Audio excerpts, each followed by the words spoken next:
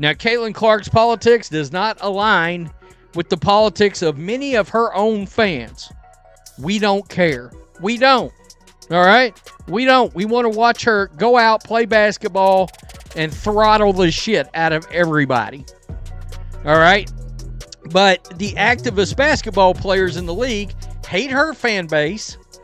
Look, they hated Iowa's fan base. Just when you thought professional sports couldn't get any more bizarre, the WNBA delivered a plot twist so profoundly baffling it feels scripted by a team of surrealist writers. The recent All-Star vote totals dropped a bombshell that reverberated through the entire sports world. Natasha Cloud, a solid player in her own right, somehow managed to rack up more fan votes than the singular phenomenon Caitlin Clark.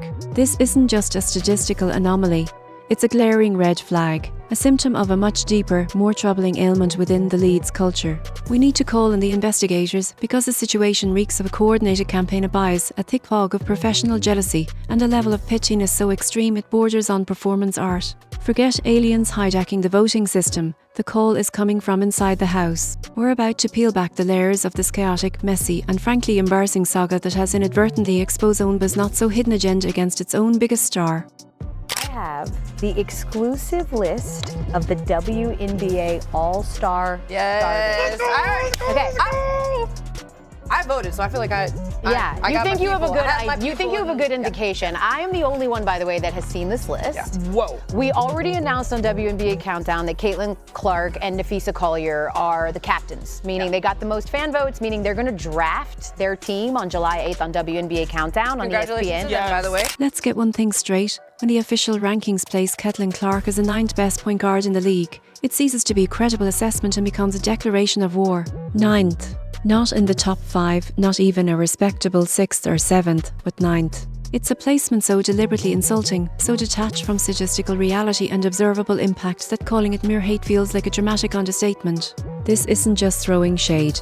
This is the architectural planning and construction of a skyscraper of pure, unadulterated resentment, built on a foundation of envy. The jealousy is so potent, so thick and palpable, you could practically bottle it and sell it as a bitter concentrate. This ranking is less about on-court performance and more like a public airing of grievances, a collective therapy session for a group of veterans, seemingly abreviated that their entire careers of selling out a few rows have been eclipsed overnight by a rookie who sells out entire arenas on a Tuesday night. The numbers don't lie, but it appears the ranking committee certainly does.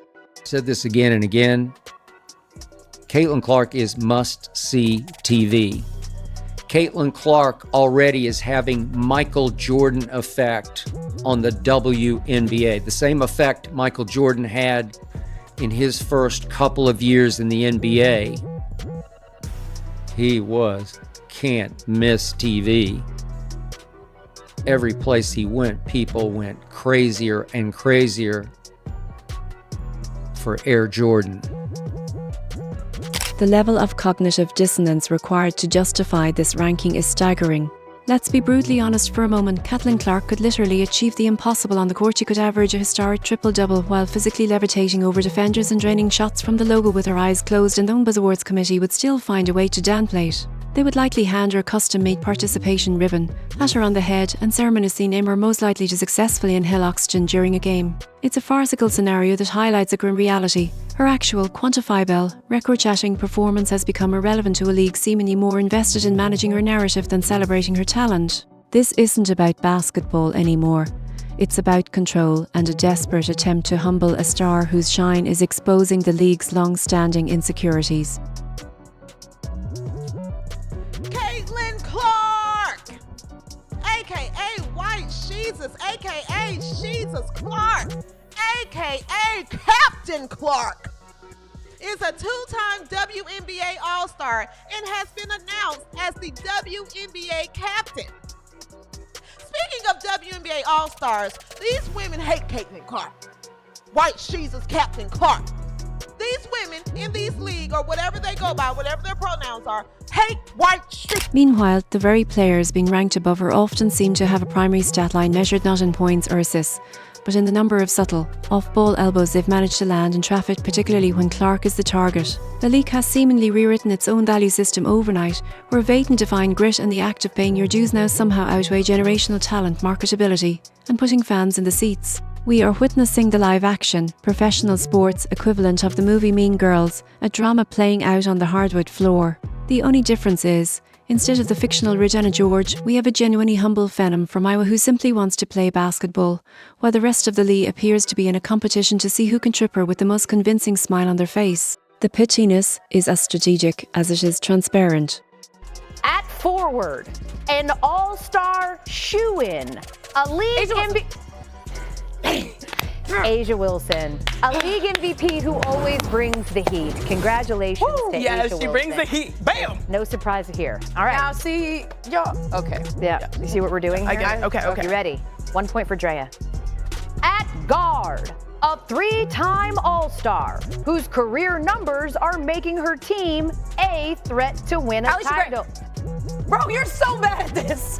You guys know it takes me a while to compute. Alicia Gray, I might get congratulations. And you can feel the exhaustion radiating from the league, but it's a very specific kind of fatigue. The weariness isn't coming from Caitlin Clark herself, who continues to show up and perform under immense pressure every single night. No, a fatigue is emanating from everyone else, the players, the coaches, and perhaps even some league executives who are being forced to engage in the exhausting mental gymnastics required to pretend she isn't the sole reason the WNBA has suddenly become a mainstream topic of conversation. They have to act as if this surge in popularity was an organic, league-wide phenomenon that was always just around the corner, rather than the direct result of one transcendent player. The strain of maintaining this charade, of denying the obvious catalyst for their newfound relevance, is clearly taking its toll, and the cracks are beginning to show in every passive-aggressive press conference and questionable ranking. Caitlin Clark was named All-Star Captain. Why didn't they just make the whole WNBA captain and say everyone is an All-Star captain? Yo, she's never going to live that down. Wow. Whew, Jesus. How Clark make it with mediocre stats and an 8-8 record? I get making the team captain, but captain? LOL. Collier deserve it, though. She been killing. CC, most overrated player of all time. All sports combined. Clark shoots under 40%, by the way. This one says, I hope none of the players show up to the WNBA All-Star game in protest, to be honest. At this point, it's fair to say that many of these players are no longer just athletes, they've become full-time method actors in a long-running off-Broadway production titled We Were Always This Relevant, a saga of collective achievement. They deliver their lines with practiced conviction, insisting that the sold-out arenas and primetime television slots are the fruits of their collective labour over the years, conveniently omitting the fact that the harvest only began when a new planter arrived. Their performance is so dedicated, so committed to the bit, that someone in Hollywood should genuinely take notice. Forget me for trophies, it's time to give these women an Emmy for Best Performance in a Dramatic Series, because their ability to ignore the elephant in the room is nothing short of award-worthy. Now, let's directly confront the absolute circus of Caitlin Clark being officially rated beneath the slate of point guards who are, to put it kindly, barely Googleable. If you, as a casual fan, need to embark on a digital scavenger hunt, clicking through 3 obscure Wikipedia rabbit holes and a handful of college stat pages just to figure out who is supposedly ranked above the most famous female basketball player on the planet, then your ranking system is fundamentally broken. It's a joke without a punchline. This stage, and the Commissioner Adam Silver needs to channel his inner thoughts, snap his fingers, and erase this politically charged version of the WNBA from existence. From the dust, he could build a new league from scratch, one where merit actually dictates your standing, where unprecedented marketability isn't treated like a character flaw, and where phenomenal success isn't met with a punitive ice bath of silent treatment and thinly veiled contempt. Forget the WNBA, it's time to create the Kabbalah Caitlin Clark Basketball Association, because the existing institution is clearly having a severe allergic reaction to progress. Feel about the WNBA players bashing Caitlin Clark. Okay, so I'm going to state some facts here and not opinions, because this is a controversial topic for some crazy reason. The WNBA is a subsidized league. What it means subsidized means is that the NBA basically gives their money so the WNBA could exist, because the WNBA does not produce any revenue. They lose money, actually. They lose money. Okay, so Caitlin Clark, a generational women's basketball player, finally comes around where people are like, oh my God, this girl is amazing. She gets drafted. She's putting up crazy numbers. She's entertaining. Tickets. The irony is almost too painful to witness. For years, the WNBA has been practically screaming from the rooftops, pleading for more fans, greater media coverage, bigger sponsorship deals, and a deeper level of respect from the general public. Then, Caitlin Clark arrives and delivers all 4 of those things, not just in a basket, but gift-wrapped in solid gold foil with a diamond-encrusted bow on top. And how does the league respond to this unprecedented gift? They act as if she just walked up and keyed their car in the arena parking lot. If the wonder were a person in a relationship, it would be that desperately clingy, emotionally volatile ex who begs you for attention, then the very second you finally answer their call, they block your number out of spite. It's a dynamic that is simultaneously baffling, tragic, and, if we're being honest, absolutely hilarious, because the level of unintentional comedy being produced by this league is completely off the charts. You can almost feel the league's internal bitterness operating in real time. Every time Caitlin Clark defies the odds and scores another contested basket, you can practically hear a player ranking somewhere being secretly adjusted downwards out of sheer, unadulterated spite. She drains a logo 3, and in a locker room across the country, a clipboard gets snapped in half over a knee. She signs another multi-million-dollar sneaker deal with Nike, and you just know a rival player is immediately calling their therapist to vent. This isn't just simple jealousy. This is industrial-grade, vacuum-sealed, professionally bottled resentment. It's the kind of deep-seated envy that has players staying up all night, doom-scrolling through her highlight reels while muttering to themselves, "She's not even that good." This is the kind of bitterness that compels people to create burner accounts online and anonymously vote her 9th in a poll, just so they can get a decent night's sleep. The unspoken motto has become, "We would rather lose together as a collective than win with her leading the way." That isn't loyalty to the league, that is sabotage in sneakers. And the most terrifying part is, despite all of this, she's still standing, still dropping dimes, and still playing chess while everyone else plays a violent game of dodgeball aimed squarely at her head. But for how much longer can anyone withstand that kind of assault? People, and by people I'm talking about these players, in this basketball league, and I'm talking about the WNBA, when they tell you who they are, believe them. How many times have you heard me say over the last 19 or 20 months that this is an activist basketball league? All right? There's going to be subscribers that watch this video. They're going to be upset because, oh my God, I brought up politics. Unfortunately, this is... I've said, this is all about politics. This whole situation makes you seriously consider a radical alternative. What if she just pulled a reverse on card on the entire one bet and hopped on the first private jet to a Premier League in Europe? Imagine Caitlin Clark in Spain or Italy, absolutely living her best life, draining threes from another postcode and casually sipping an espresso on the bench, all while being showered with adoration by fans and respect by her peers. Meanwhile, back in the States, the one that would be left scrambling, desperately trying to market the gritty intensity of players whose names nobody recognises. Europe would be throwing her parades and commissioning statues in her honour, not trying to body check her into an early retirement. It's the ultimate irony, isn't it? The woman constantly preaches about its mission to grow the game, but the moment Caitlin Clark arrived with a truckload of fertiliser and made their garden bloom like never before, they immediately started trying to pull her out like a weed. That bloom represents ticket sales, media rights, record-breaking ratings, and entire new demographics of fans. But sure, let's all keep pretending the league's heartbeat isn't spelled C-L-A-R-K. This ranking charade isn't just a petty insult, it's a profoundly self-destructive act that reveals a startling lack of foresight from the league's leadership. When you deliberately rank your single biggest draw, the cash cow responsible for your sudden cultural relevance, behind 8 statistically less productive and infinitely less popular players, you are not protecting the sanctity of your league. You are taking a can of gasoline, dousing your own foundation, and striking a match. It's an act of institutional self-sabotage that is as baffling as it is damaging, sending a clear message that politics trump performance. Caitlin Clark had another, whatever you want to call it, confrontation in a WNBA game. Like, why is this happening? The Caitlin Clark phenomenon is one that I got wrong. I never really thought that Caitlin Clark would make the difference that she has in college basketball or in the WNBA. What other sports analogies are out there that are in any way similar to the impact that one individual has had on a larger sporting universe? Think about the message this sends to the millions of new fans who have tuned in. What are they supposed to conclude from this? That the player they see dominating games and breaking records isn't actually good enough to crack the top 5 in her own position?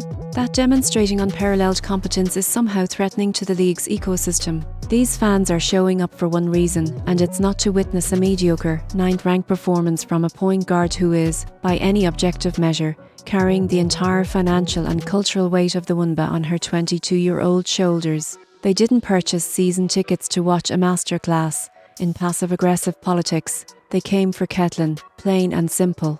And the ultimate kicker in all of this? Caitlin Clark doesn't need this league. She chose this league. And in return, they've treated her like an unwelcome intruder who snuck in through the back door instead of the conquering hero who kicked down the front gate for them.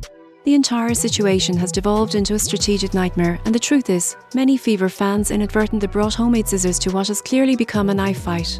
Voting for any other player on that all-star ballot, especially teammates, was the strategic equivalent of packing a nice lunch with a person who is actively planning to rob you. These other players, both on her team and around the league, have been side-eyeing Caitlin since day one, treating her like she walked into their private family reunion uninvited and started eating all the potato salad. Yet, in a misguided attempt at sportsmanship, her own fanbase handed these very players all-star votes like they were party favours. Let's be brutally honest. This all-star vote was never an election. It was a battle for survival and a referendum on her place in the league. You either voted for Clark to solidify her standing, or you voted to empower the ongoing nonsense. Also, she turned down a contract in the Big Three, making millions of dollars to go make $75,000 a year in the WNBA. Yeah. Okay. Now you go on ESPN and all these things, and all these her peers in the WNBA are trashing her and demeaning her, saying, "Oh, why is she getting all this attention? She's better than you." Like, I don't understand, like, why, like, facts and opinion, like, this is not an opinion. Caitlin Clark's putting up better numbers than you guys ever did, and she's bringing the league attention, which is great for all the women coming up in the world that want to play basketball, that want to have a life and create a life for themselves by being a professional athlete, because women deserve that. So now you're going to turn around and you're going to try to beat her up on the court, and you're going to try to trash her on social media, and you're going to try to trash her on, like, live TV. Come on. Every single one of those well-intentioned, well-rounded votes that didn't go directly to Caitlin Clark served only one purpose. It gave more power, more legitimacy, and more national validation to the very people who would love nothing more than to see her metaphorically roll her ankle and vanish from the league entirely. By spreading the votes around, fans sent a message that the other players' contributions are on par with Clark's, which is patently false when you consider the totality of her impact. This wasn't a time for democratic generosity, it was a time for a strategic, focused show of force to protect their franchise player from a lead that seems determined to undermine her at every turn. And yet, despite the clear battle lines being drawn, a significant portion of the fan base was out there casting ballots like it was a high school prom court election. It was a cute, naive, and ultimately disastrous approach. You simply cannot afford to play nice in a league that is actively treating your star player like a human pieta with legs. This extends to teammates who, despite benefiting directly from her gravity on the court and the attention she brings of it, often treat her like she's the weird, awkward exchange student from Iowa who had the audacity to steal the spotlight from the established cool kids. The lack of on-court protection and public support has been deafening. In the league. This was one of the more frustrating things I saw yesterday, because there comes a point to me when thinking about Caitlin Clark being ranked as the 9th best guard in the league by her peers. It is either delusion or it is jealousy. Because when you watch Caitlin Clark play the game of basketball, they don't treat her like she's the 9th best guard. They don't pick her up full court like she's the 9th best guard. They don't blitz her after she crosses half court like she's the 9th best guard. They don't double team her like she's the 9th best guard. They don't foul her as though she's the 9th best guard. So to rank her as the 9th best guard leads me to believe it is either delusion or it is jealousy. That's what I'm led to believe. I can't suggest that it is, and I'm not speaking about an individual WNBA player. I'm speaking about the WNBA players, because how in the world do you vote her as the 9th best guard, though you treat her as the best, the 2nd best, or as worst, 3rd best guard? No, this is not middle school soccer where everyone gets a trophy and a high five for participating. This is the WNBA, a professional sports league where livelihoods, legacies, and millions upon millions of dollars are on the line. It's a cutthroat business, and the charmingly outdated notion of hazing a rookie is being used as a convenient veil to hide something far more malicious. What we are witnessing is not a traditional rite of passage. It is a calculated campaign of professional jealousy aimed at a single individual, all disguised under the guise of league tradition and teaching a rookie a lesson. And here's the most infuriating part of it all. The very same players who receive a significant boost in fan votes, thanks directly to the massive influx of new viewers brought in by Clark's popularity, were the first ones in line to deliver a hard foul and then shrug their shoulders when the media asks if they respect her game. Spoiler alert, the evidence overwhelmingly suggests they do not. They are more than happy to reap the rewards of the Caitlin Clark effect, but they refuse to give her the credit or the basic professional courtesy she deserves. By the fans, which makes sense. She was ranked number 3 by the media, which kind of makes sense. Anywhere between the 1, 2, or 3rd, that's fine. And then she was ranked 9th by the players. And it's just so funny 9th rated player for a guard, but first in schemes, first in being face guard, first in being guarded 90 feet, first in blitzes, the most schemed basketball player in the WNBA, but somehow she is ranked number 9 for best guards in the WNBA. It's laughable. They will gladly take the votes that are stardom generated for them. They will happily cash the bigger bonus checks that come from increased league revenue, and they will soak up the unprecedented media attention. But in the same breath, they will turn around and whisper behind her back that she's overrated, lucky, or hasn't earned it yet. They desperately want the warmth of the spotlight, but they are terrified of its wattage. They want the massive paycheck that comes with her name, but they resent the paparazzi and the media obligations that follow. They will gladly use Caitlin Clark's rocket fuel to launch their own careers into a higher orbit, and then they will be the first to leave her strand on the lounge but the moment she burns too brightly for their comfort. Indiana Fever fans, it is time for a serious wake-up call. There is no participation ribbon awarded for being the most supportive and well-rounded fan base in the league. This is no longer about being classy or spreading the love. This has become a matter of actively protecting the one and only person who is giving your team, and arguably the entire league, its current national relevance. You do not see Las Vegas Aces fans handing out sympathy votes to their rivals, because they understand that in professional sports, loyalty to your own comes first. This isn't a team sport in the traditional sense right now. It's a political battlefield, and your star player is the primary target. And these women in this league has shown white Jesus that they don't like her. That they don't like her. Okay? A lot of hating going on in this league. A lot of hating going on in this league. Okay? Melissa Smith has humped her way right to Vegas. All right? Sweet, sweet, sweepity, sweepity, sweep. It's been a few sweeps that didn't happen today across the league. Since when did the job description for a rookie who single-handedly brings in record-breaking ratings also include becoming the designated spokesperson for a group of veteran players who openly dislike her, but absolutely love the paychecks she helps generate? She did not sign up to be the Martin Luther King Jr.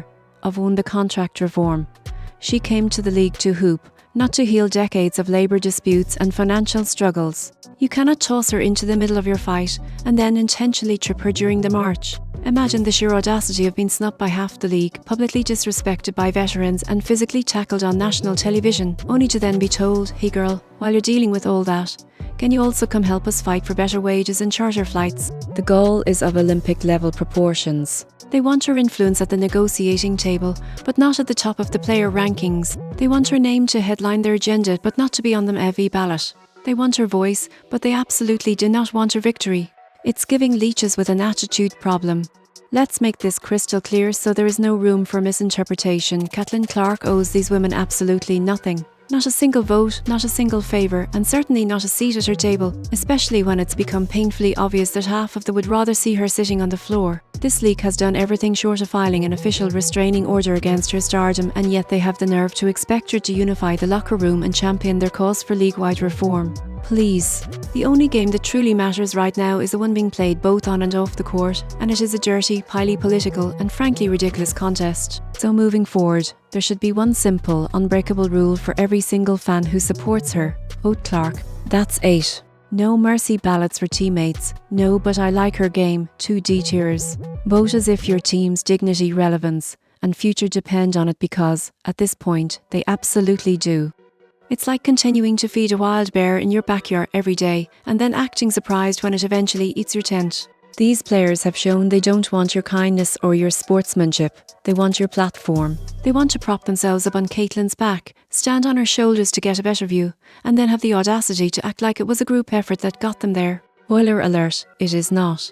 And when the all-star spotlight finally dims and the bigger checks from the new television deal clear their bank accounts, you can bet that those same players will be the very first to forget who was responsible for bringing them that newfound prosperity. The respect is a one-way street, the gratitude is non-existent, and therefore, the votes need to reflect that cold hard reality, not some charitable fantasy. So, Fever fans, the next time that all-star ballot appears in your inbox, remember this isn't a group hug, it's a war. And your general is out there taking all the hits, carrying the weight of the entire league, and still getting rated like she's a mere footnote. Vote accordingly. Forget team spirit, forget league unity.